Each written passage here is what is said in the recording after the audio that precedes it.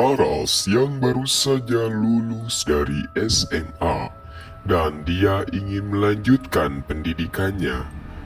Pada tahun 2020, Laras baru pindah ke kota untuk kuliah.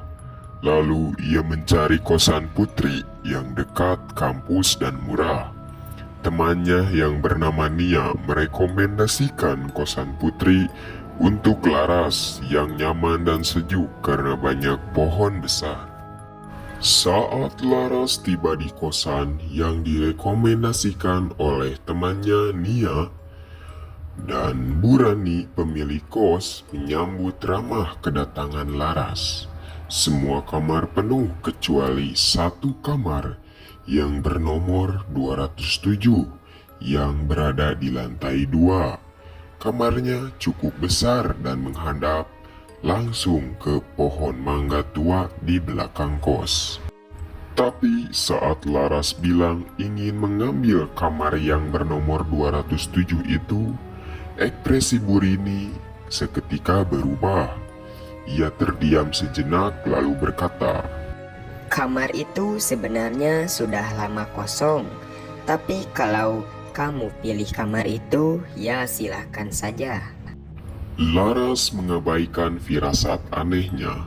Ia pikir hanya cerita lama.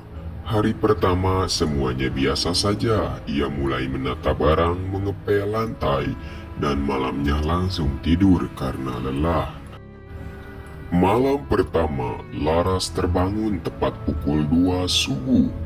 Ada suara tetesan air. Ia pikir itu dari kamar mandi. Tetapi setelah Laras mengecek ke kamar mandi, tidak ada apa-apa. Dan ternyata suara tetesan itu berasal dari lemari. Tapi anehnya lemari itu terasa sejuk dibandingkan suhu kamar. Dan ketika Laras menutup kembali pintu lemari, ia sempat melihat bayang-bayang hitam berdiri di ujung kamar lewat cermin kecil yang tertempel di lemari. Laras pun tidak tidur lagi malam itu. Keesokan paginya, Laras berangkat untuk kuliah dan pulang sore jam 3.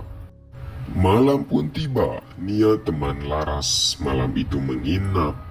Mereka menonton film horor sambil makan mie instan. Saat sedang seru, tiba-tiba listrik kamar padam.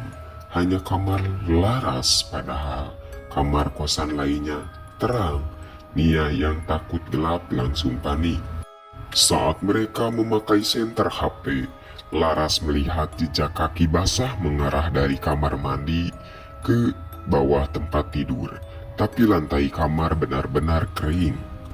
Nia langsung mengajak Laras tidur di kamar temannya di lantai 1 malam itu. Malam ketiga pun datang, Laras sendirian lagi. Ia mencoba tidur lebih cepat, tapi jam 2 lewat suara ketukan terdengar dari balik lemari. Laras! Laras pun seketika membeku. Suara yang jelas, pelan, dan menyerupai suara Nia. Tetapi Nia tidak ada di kosan malam itu. Laras pun nekat membuka lemari kosong. Tetapi di balik baju-baju yang tergantung ada satu celah papan kayu yang tumpahnya longgar. Laras menyibaknya dan menemukan ruang kosong, sempit seperti gudang kecil. Di dalamnya ada bantal lusuh, boneka rusak, dan potongan kertas lusuh dengan tulisan tangan. Aku masih di sini. Jangan ganggu kamarku. Kembalikan semua barangku. Kembalilah. Keesokan harinya, Laras bertanya ke Bu Rini pemilik kos. Awalnya Bu Rini menolak berbicara, tapi setelah didesak, akhirnya Bu Rini pun cerita. Mbak Lela adalah penghuni kamar itu. Ia tinggal di sana sendirian, dia pendiam, dan jarang keluar. Satu malam, teman kos mengeluh mencium bau busuk. Setelah dicari, ditemukan fakta bahwa Mbak Lela menghilang secara misterius. Kamarnya kosong, tapi banyak bercak tanah basah dan barang-barangnya tertinggal. Sejak saat itu, kamar 207 selalu kosong, tapi setiap minggu ada jejak baru di lantai lemari.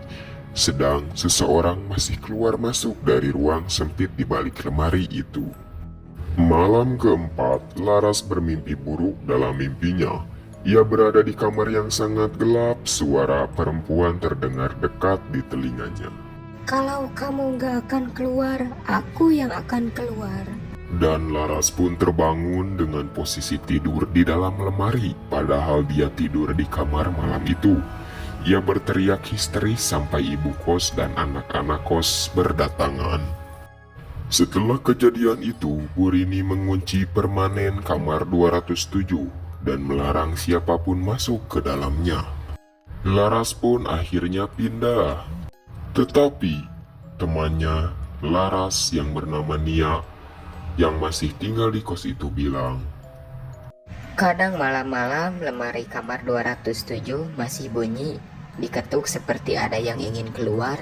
ternyata pada tahun 2015 kamar itu terjadi peristiwa mengerikan. Balela yang dulu penghuni kamar 207 melakukan ritual setan dan pada akhirnya Balela tidak menaati syarat-syaratnya dan akhirnya Balela menghilang secara misterius. Terima kasih sudah menonton. Kalau kamu suka cerita horor seperti ini, jangan lupa like, komen, dan subscribe. Hati-hati malam ini. Mungkin kamu tidak sendirian.